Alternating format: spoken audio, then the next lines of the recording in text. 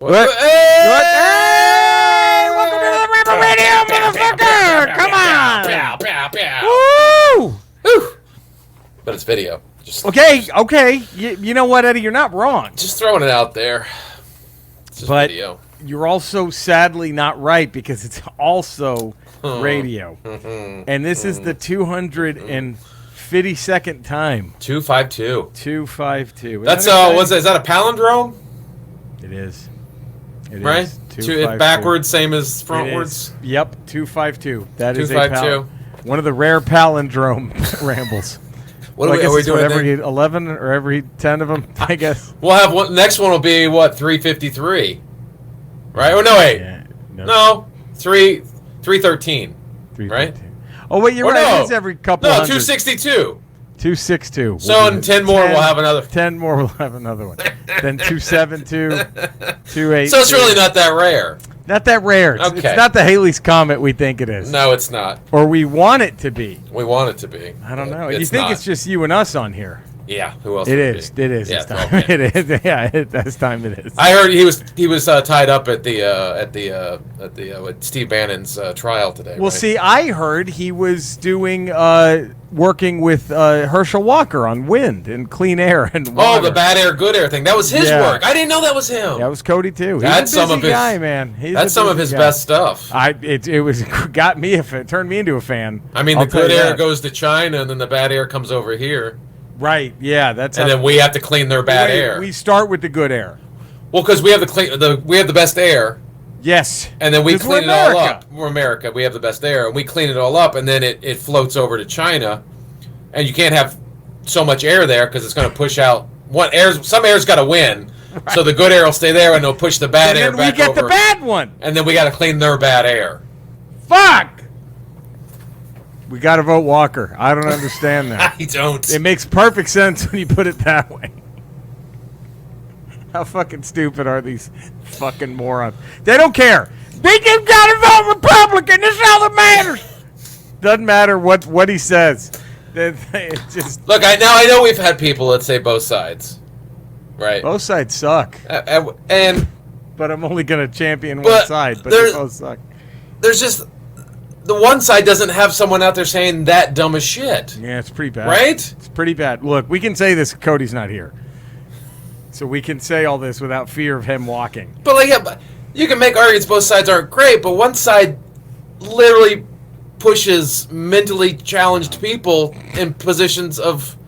But mentally challenged in a way because he's got CTE to the point where he can't function properly. He has to. The one thing that didn't ruin him was bobsledding. That was the one sport where he didn't probably get a concussion. Hey, dude, I'm sure if being a senator just required you doing, American Ninja competitions, he'd be fine. He'd be great.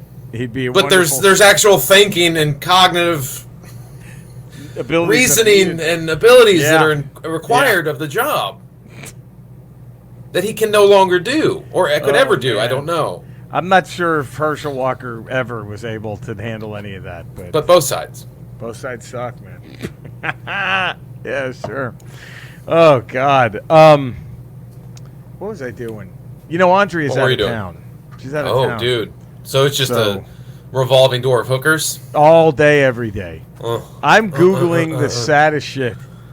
Like, it's nothing fun. It's not porn. I'm just like, I watched for no reason. I spent a lot of time watching that WrestleMania 8 when Warrior comes back to save Hogan against Sid Psycho Justice. Sid. Yeah, and Papa He was still Sid Shango. Justice then, right? I think he was vicious because he was a villain. I think when he was Justice, he was a face. When he was Right. a heel, he was vicious, I think. Was it? Okay. Yeah. And then, of course, when Warrior, it's the Warriors music! And he comes running out. Like, you remember that moment, right, Eddie? Oh, yeah. Absolutely remember that moment. Would it have been better? Because it's a great moment for a wrestling fan, especially a young one. Any entrance by someone you're not expecting in wrestling is always Always great. a great thing. I was watching it when, wouldn't it have been better if Monsoon just didn't stop? He was like, it's the Warriors music! They let him out of rehab early, Brain! Like, you know what I mean? They're just, it's like, he had to clear that positive drug test. His piss came back clean, brain. Like, or the other end, like, it's the Warriors' music. He must be fucking another stripper and he needs coke money. Here he is. Him and McMahon made up. They're friends again. I guess Macho Man didn't try to fuck Stephanie after all. Here he is, Brain. He's won the world title. No way Vince lets him get the belt if he tried to fuck Stephanie. All's forgiven, I guess. Wouldn't that have been a better moment, I think, in hindsight? Now, as a kid, it would have fucked with us. But because you didn't know as children, we were like, wait, what? McMahon and Warrior are fucking again. They must be fucking again, Brad. Oh, fuck. Oh, Jesus Christ. Oh, fuck. You think McMahon had Wendy Richter sign an NDA after he tried to fuck her, Brain? Is that why we don't see her anymore? Is that why she left?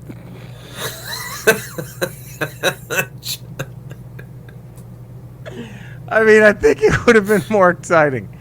I don't know, but that was my thought when I saw him running. And what if Gorilla Monsoon just spilled all the beans? He's out of rehab! It's like that excited. Oh, fuck. He must have used Sean Mooney's piss. He traded piss with Sean Mooney. Here he is. Oh, fuck. Oh, God. There's no way Snuka helps the Rockers if he really murdered his girlfriend. I don't believe it for 1 second, Brain. Oh, fuck. Oh, fuck. Oh.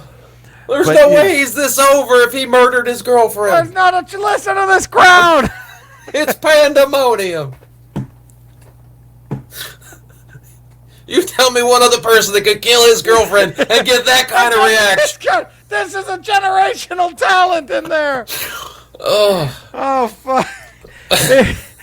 If he's not he's not taking any shit from his girlfriend, he's definitely not taking any shit from Piper.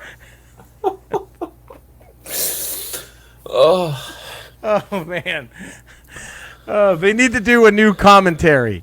Right? They need to have, like, on the Peacock thing. You can add, like, maybe... We should just re-record our own commentary. Re-record truthful commentary over it.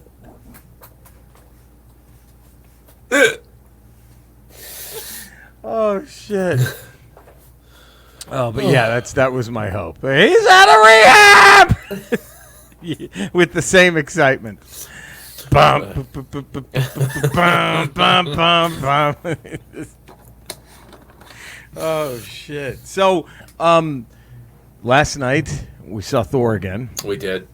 And Eddie learned something he never knew about his hated rival Dallas Cowboys. Yeah. That they bought a house that they called dubbed the White House. The White House, where they would do nothing but fuck women. In the White House. In the White House. And then I said to you, after you gave me this information, it's a wonder no prominent Dallas Cowboy died in the mid-'90s. During that era. During that stretch. Insane. It is fucking insane.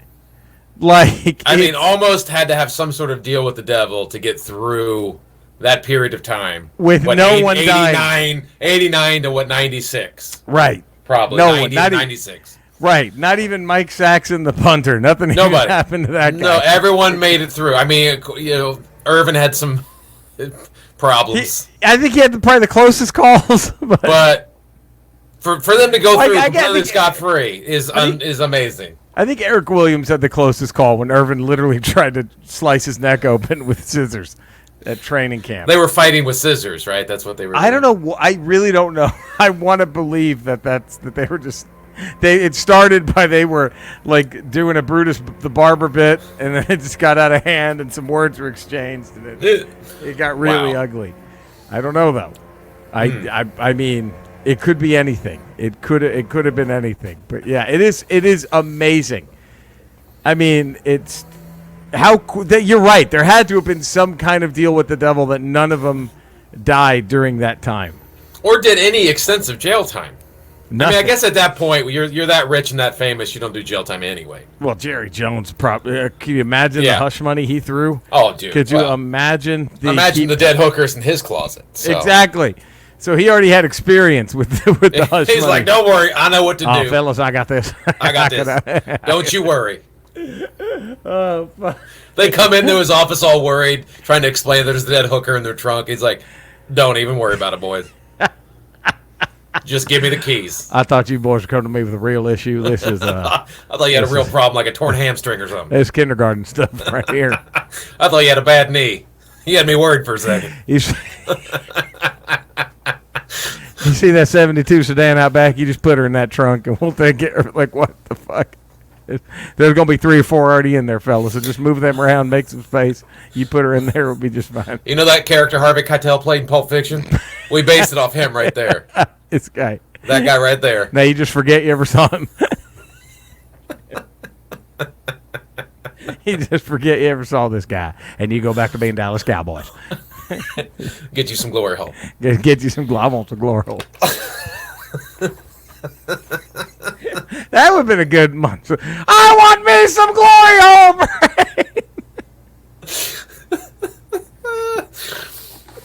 Oh fuck. Oh. So, sexual gorilla months. Is he gonna felch him? Do you think he's gonna felch him? You know what that is? Brain felching is when you come in someone's ass and then drink it up with a straw. Like, what the fuck is he doing? He's explaining felching. Fuck. Oh man. So, we saw Thor again last night. We did. You take anything new away from your second viewing of seeing Thor? Well, my top 5, which you're going to hear all about tomorrow. Yeah. I think is the same. Okay. I think my top 5 remains the same. I liked it better. I remember this was my own prediction for it, was that it was going to age better after, and I think that's already happening. I think I agree with Cody. The first time I saw it, I kind of like I liked it more. I mean, Cody didn't hate it, right? But I liked it more than Cody did, you know. But I did agree with him that I thought tonally it was like, whoa, we just went with some really heavy shit, and now. Well, you're talking about cancer, the loss of a child. And then you mix it with, literally the most absurd humor they've ever done in a Marvel movie. Yeah, by far. At first, it seemed so disjointed. And then I got used. The second time, it worked a little better, if that makes sense, I think. How about you? Did you come away with anything new? I liked it. I liked it as much as I liked it the first time. I really liked it the first time, and I came away feeling the exact same way. I had nothing. I mean, I was sitting there watching. I was sort of trying to critique it as I was watching the second time, not being engrossed in it as much because you're seeing it the second time. And I was like, this really stands out as the most different Marvel movie they've ever made. Yeah. Can I give you one nitpicky gripe? Yeah. What? And it's the only one. And it's not even anything that I thought was wrong with the plot or any of that. It was just a wishful thinking. Is Taika Waititi is so good with humor, right? Mm-hmm. That I think they really, even though it was only a small part, but I would have loved to have seen him write Drax, because I think they could have had some funny shit with Drax. But I think no one wants to really touch the Guardians too much because of James Gunn, right? Because they are kind of his, and maybe it's almost sort of like a professional courtesy, like, hey, they're here, I need them here, get them out, right, to deliver Thor. And then we got to move them on because they're yours. They're James Gunn's. That's true. But I just would have liked to have seen his sense of humor with a character like Drax, who is always seems to be the funniest part of the Guardians movies. So that's why. I mean, you sort of have a Drax in Korg a little bit. He's a little. Yeah, he's a little literal. But literal and innocent. Childlike innocence. And, right. So that's true. You kind of have that, but I think it was just more of Taka Waititi just going, hey, I'm not going to tread too much on your guy. That makes sense. I don't know. And Rambler extraordinaire Grady W. Smithy III pointed out something interesting. Yeah. And this is a massive spoiler. So, spoiler. But, are they hinting at a certain somebody joining the MCU in the future? I just thought it was kind of interesting that Korg's mate was named Dwayne, and he was a rock. So, right. To me, I think that was just a joke. Probably a joke. I don't know if he's becoming Black Adam in DC. I doubt he'd have time. But James Gunn is going to keep doing DC shit, Yeah. So maybe the contracts aren't as, hey, you can only exclusive as right. And you had him and Hemdell showed up. Yeah. So not another spoiler, I guess. Sorry. Spoiler. But so and he's what's his Bloodsport? So yeah. But I think that was just a joke. I think that was just a bit, yeah. This guy's made of rocks. His name is Dwayne. His name's Dwayne the Rock. I think that's just a joke. I don't know if that's because you're not going to bring him back as Korg's boyfriend. Right.